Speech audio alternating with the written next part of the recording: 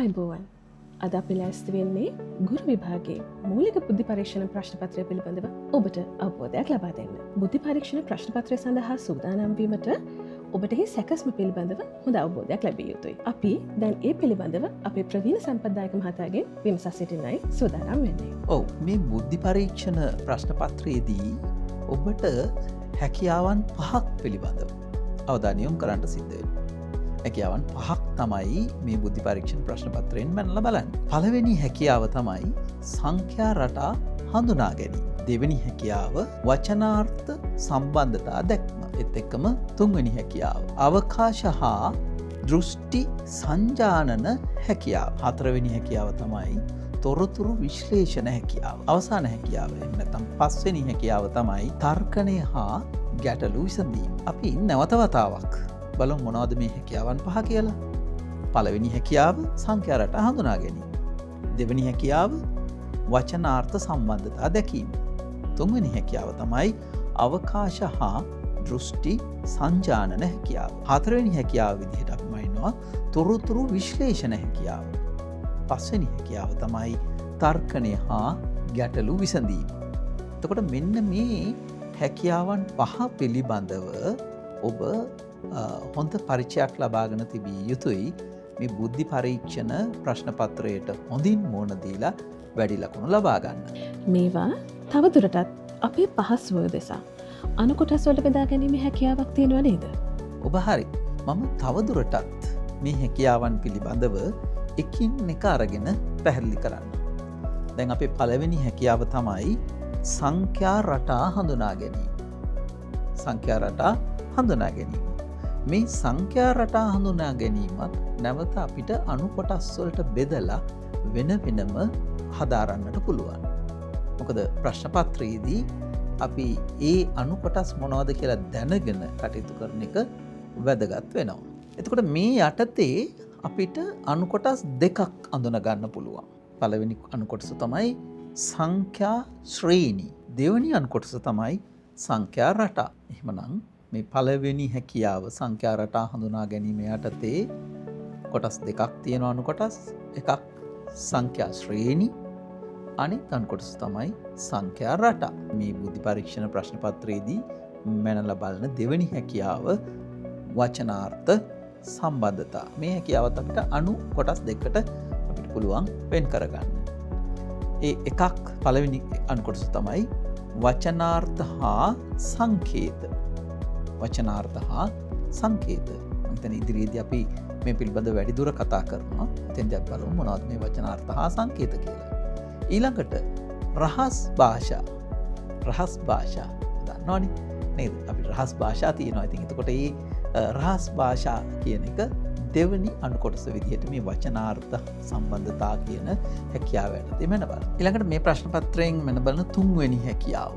තුන්වෙනි හැකියාව තමයි අවකාශ හා දෘෂ්ටි සංජානන හැකියාව. මේ හැකියාව ටිකක් සංකීර්ණ එකක්. මේක කොටස් 6කට බෙදලා අපිට ඉගෙන ගන්නට සිද්ධ වෙනවා. මේ කොටස් 6 පිළිබඳව අපි මුලින් සලකලා බලමු. කොටස් 6ක් තියෙනවා. ඒ කියන්නේ මේක ටිකක් සංකීර්ණයි. පළවෙනි කොටස තමයි රූප අතර සමාන අසමානකම්. එතන මතක ඇති නේද? ශිෂ්‍යත්ව විභාගයට එහෙම උත්තර ලියපු අපිට හොඳට මතකයි මේ රූප අතර සමාන අසමානකම් පිළිබඳව අපි සලකලා බැලුවා. ඉතින් දැන් නැවතත් ඔන්න සිද්ධ වෙලා තියෙනවා ඔබට ගුරු විභාගයටත් මේ රූප අතර සමාන අසමානතා පිළිබඳව හොයලා බලන්න. ඊළඟට දෙවෙනි අණු කොටස තමයි සමස්ත රූපයක් සෑදෙන පියවර හඳුනා ගැනීම. සමස්ත රූපයක් සෑදෙන පියවර හඳුනා ගැනීම. මේක අපිට විචාරශීලීව දෙයක් කොහොමද සලකලා බලලා ඒකේ අණු කොටස් අපි කොයි විදිහට අරගෙන බලලා අපිට පුළුවන් වෙන්නේ සම්පූර්ණ රූපය සකස් වෙන ආකාරය පිළිබඳව අපි කොහොමද සොයාගන්නේ කියන එක පිළිබඳව තමයි අපි මෙතෙන්දී සොයලා බලන්නේ. ඊළඟට ත්‍රිමාන රූප හඳුනා ගැනීම. මේ තමයි තුන්වෙනි අණු කොටස. ත්‍රිමාන රූප හඳුනා ගැනීම. හතරවෙනි අණු කොටස තමයි සමස්තය විභේදනය කළ විට කොටස් හඳුනා ගැනීම. සමස්තය විභේදනය කළ විට කොටස් හඳුනා ගැනීම. සම්පූර්ණ දෙයක් තියෙනවා. ඒක විභේදනය කරලා තියෙනවා.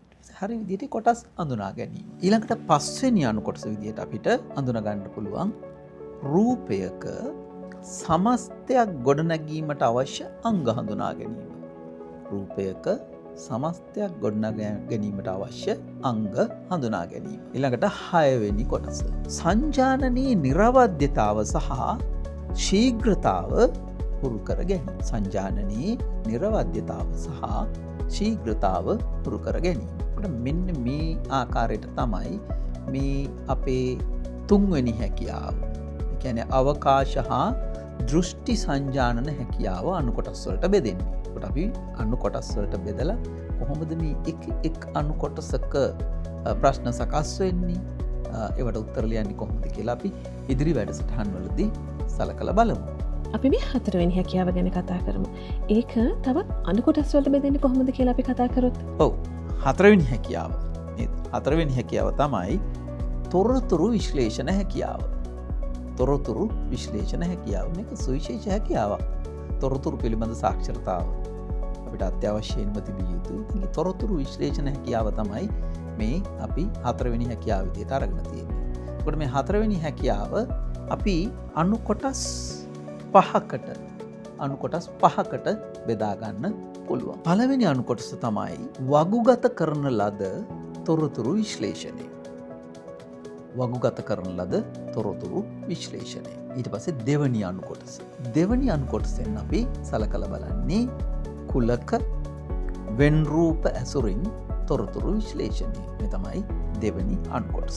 ඊට පස්සේ අපි තුන්වෙනි අණු කොටස. ප්‍රස්ථාර මගින් දෙනු ලබන තොරතුරු විශ්ලේෂණය. ඒ තමයි තුන්වෙනි අණු කොටස. ඊළඟට හතරවෙනි අණු කොටස. වාචික තොරතුරු මත අවස්ථා විශ්ලේෂණය. වාචික තොරතුරු මත අවස්ථා විශ්ලේෂණය. ඒ තමයි හතරවෙනි අණු කොටස. මේ හැකියාව යටතේ විමසලා බලන පස්වෙනි අණු කොටස තමයි රූපවලින් දෙනු ලබන තොරතුරු විශ්ලේෂණය. රූපවලින් දෙනු ලබන තොරතුරු විශ්ලේෂණය. මෙන්න මේ අණු කොටස් පහෙන් තමයි අපේ 4 වෙනි හැකියාව. මම නැවතත් කියන්නම් මේ 4 වෙනි හැකියාව තොරතුරු විශ්ලේෂණ හැකියාව. ඒකට තොරතුරු විශ්ලේෂණ හැකියාව මෙන්න මේ අණු කොටස් 5 යටතේ තමයි අපි විමසලා බලන්නේ. එහෙමනම් විභාගයේදී ඔබට සිද්ධ වෙනවා මේ අණු කොටස් 5 යටතේම කොයි විදිහටද ප්‍රශ්න සකස් වෙන්නේ, ඒ ප්‍රශ්න වලට උත්තර දෙන්නේ කියන එක පිළිබඳව පුරුදු පුහුණු වෙන්න.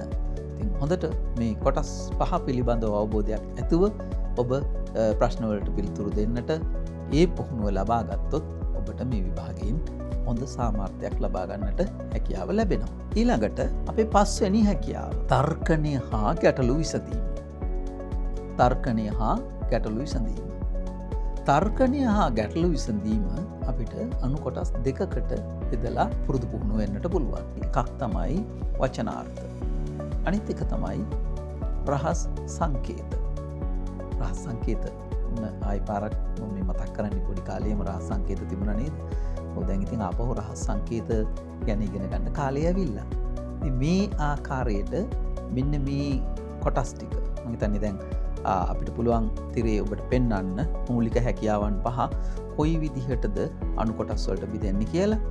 ඒ අනුව ඔබට හොඳින් මේ එක් කොටස් සහ අණු කොටස් පිළිබඳ හොඳ පැහැදිලි අවබෝධයක් ලබාගෙන ප්‍රශ්න සකස් වෙන ආකාරය පිළිබඳ දැනගෙන ඒ ප්‍රශ්න වලට පිළිතුරු සක්වන ආකාරය පිළිබඳ පුරුදු වුණොත් ඔබට පුළුවන් හොඳ සාමර්ථ්‍යයක් ලබාගෙන ගුරුවරයෙක් විදිහට පද්ධතියට එකතු වෙන්න. හොඳයි. ඉතින් මේ තමයි අපි අද මූලික වශයෙන් බුද්ධි පරීක්ෂණ ප්‍රශ්න පත්‍රයේ සැකස්ම පිළිබඳව සාකච්ඡා කරන්න තියෙන දේ. හොඳයි. අපි මේ වීඩියෝවෙන් උත්සාහ කරේ ගුරු විභාගයේ බුද්ධි පරීක්ෂණ ප්‍රශ්න පත්‍රය සඳහා ඔබට අවබෝධයක් ලබා දෙන්න. අපි නැවතත් තිරේ දිස්වන ඒ සැකස්ම කෙරෙහි අවධානය යොමු කරමු.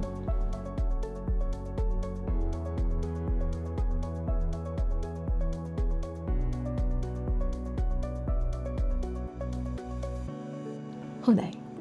එහෙමනම් අපිත් සමග දිගටම රැඳී සිටින කියලා ආරාධනා කරනවා. මේ සියලුම කොටස් සහ අණු කොටස් සම්බන්ධව තවත් වීඩියෝ මගින් ඉස්සරහදී අපි හමු වෙමු. අපිව සබ්ස්ක්‍රයිබ් කරන්න අමතක කරන්න එපා.